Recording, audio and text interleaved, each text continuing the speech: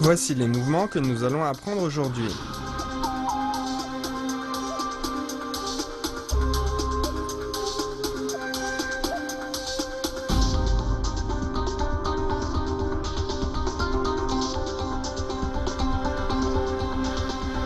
Il faut veiller à former des cercles verticaux de chaque côté du corps.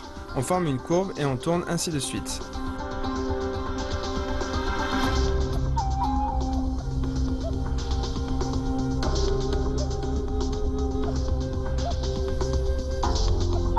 On met la lance contre le dos et on tourne le corps.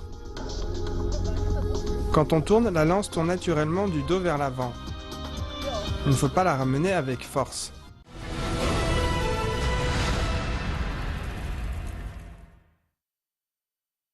Le prochain mouvement, se retourner, crocheter la jambe et pointer. La main droite empoigne le manche et en même temps on tourne le corps à gauche. Puis on lève le pied droit qu'on crochette derrière le genou gauche, c'est crocheter la jambe. Et on pointe avec la lance vers le bas.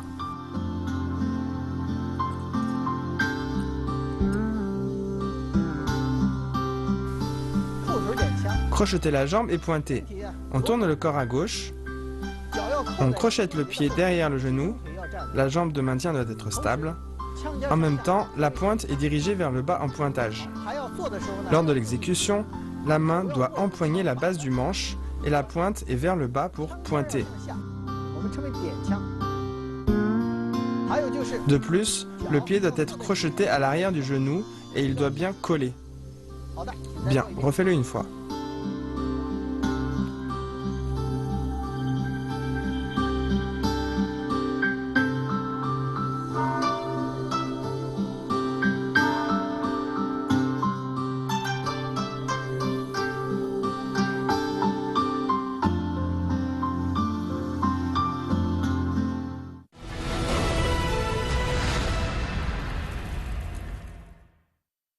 Le prochain mouvement, trembler en pas vide. On recule le pied droit, la main droite tire la lance et en même temps on allonge le bras gauche et on empoigne la lance. Je refais une fois, regardez bien. Trembler.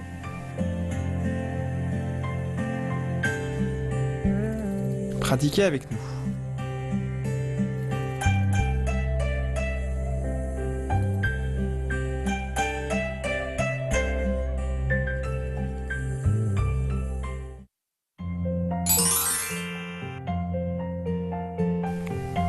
Se retourner, crocheter la jambe et pointer.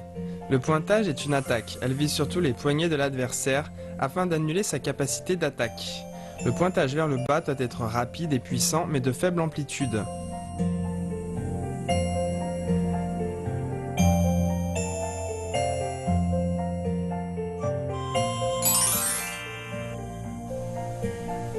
Trembler en pas vide. On l'utilise surtout lors d'une attaque directe de l'adversaire. Le tremblement permet de le désarmer ou bien de l'obliger à changer de direction.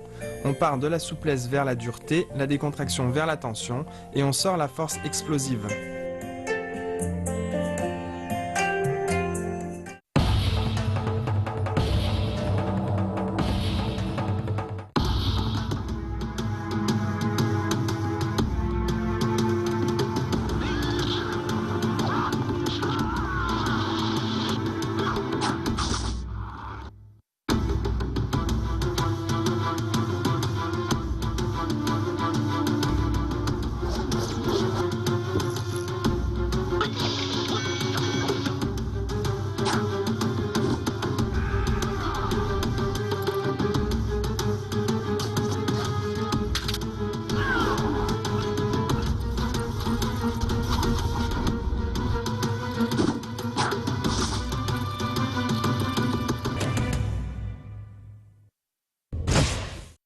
Le prochain mouvement, avancer et cercle de lance. La main gauche tient la lance entre les doigts. La main droite amène la lance à l'intérieur et en même temps on avance. La lance décrit des cercles verticaux de chaque côté près du corps, comme ceci. Et on peut accélérer.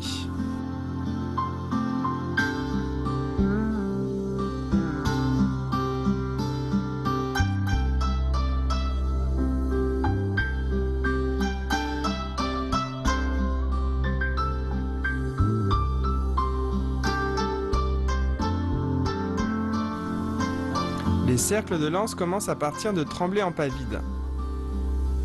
On commence, on avance et on fait des cercles. Lors des cercles, il faut veiller à former des cercles verticaux de chaque côté du corps. On forme une courbe et on tourne ainsi de suite. Attention, on empoigne la lance à son tiers inférieur. L'autre main est au-dessus. Ainsi, la main avant peut aller et venir. Donc quand on fait le mouvement, la main gauche glisse mais pas la droite.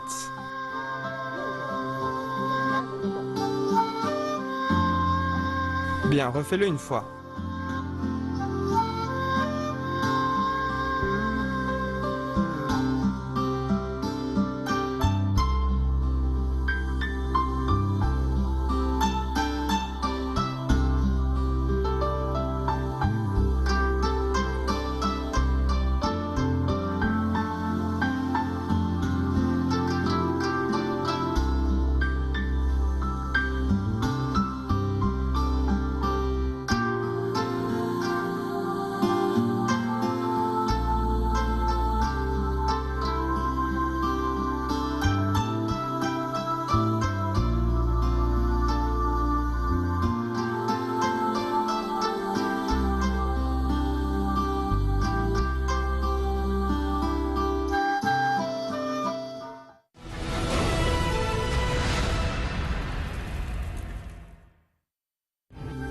Les cercles de lance en avançant se font à partir de avancées et cercles de lance auxquels on rajoute 2 pas vers l'avant. Je le fais une fois.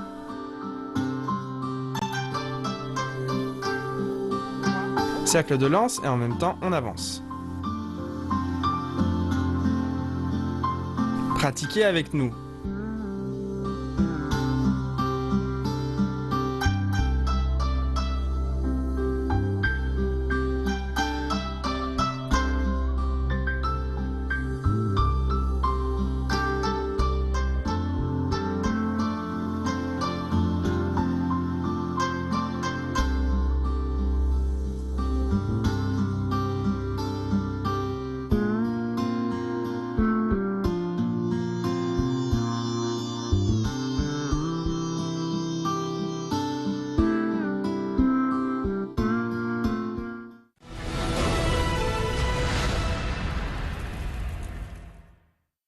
Portez la lance en croisant le pas. On commence avec les cercles de lance. Après les cercles, on avance et en même temps la main droite tire la lance à l'arrière. La main gauche par devant. Puis on lève le pied droit et on croise le pas. On pose la lance sur le dos, puis on tourne. Portez la lance en croisant le pas, à partir des cercles de lance. On croise le pas. Quand on croise le pas, il faut veiller à ce que la jambe gauche soit fléchie et les bras écartés. Puis on tourne le corps. On met la lance contre le dos et on tourne le corps. Quand on tourne, la lance tourne naturellement du dos vers l'avant. Il ne faut pas la ramener avec force. Pendant la rotation du corps, la lance est déjà sur le dos, puis en suivant la rotation du corps, elle sort d'elle-même. Donc attention durant l'exécution. Bien, refais-le une fois.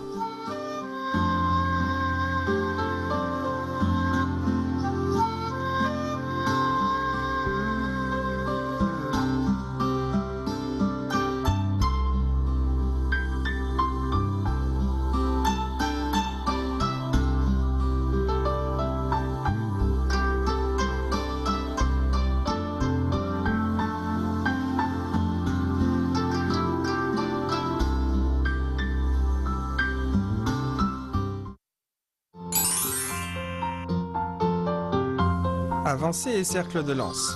C'est surtout un mouvement de défense. Lorsque l'attaque adverse n'est pas distincte, on reste protégé et on peut trouver une opportunité de contre-attaque. Lors des cercles de lance, la lance décrit des cercles verticaux le plus près possible du corps.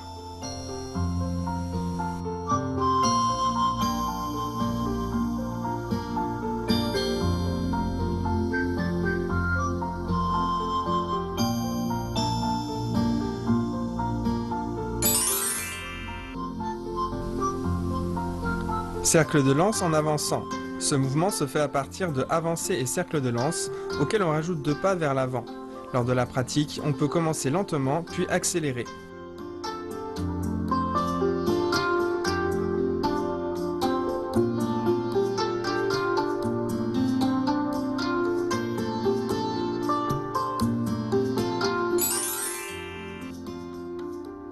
Porter la lance en croisant le pas. C'est un mouvement de transition pour enchaîner avec une attaque inattendue. La main droite doit sortir la force au bon moment, de manière coordonnée, le corps légèrement penché et la main gauche doit saisir la lance de manière précise et stable. Le manche doit être le plus proche possible du corps.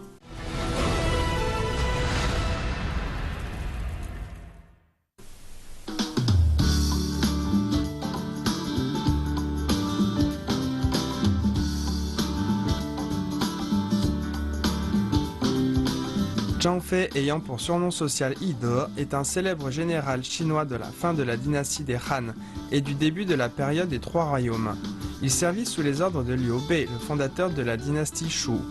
Selon la légende, il faisait partie des 5 généraux tigres de l'armée du Shu et était réputé par ses adversaires pour avoir au combat la force de 10 000 hommes.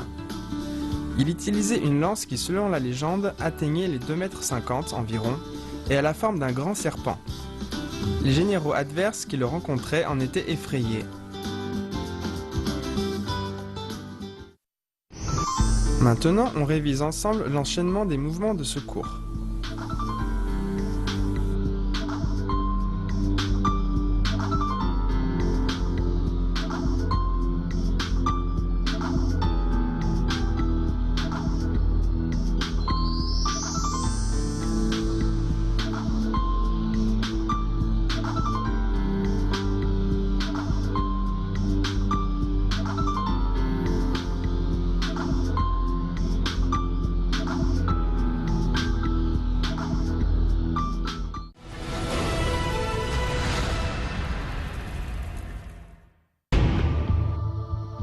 Regardez l'ensemble des mouvements des 2 premières parties de la forme de la lance. Pratiquez bien de votre côté. On se retrouve au prochain cours.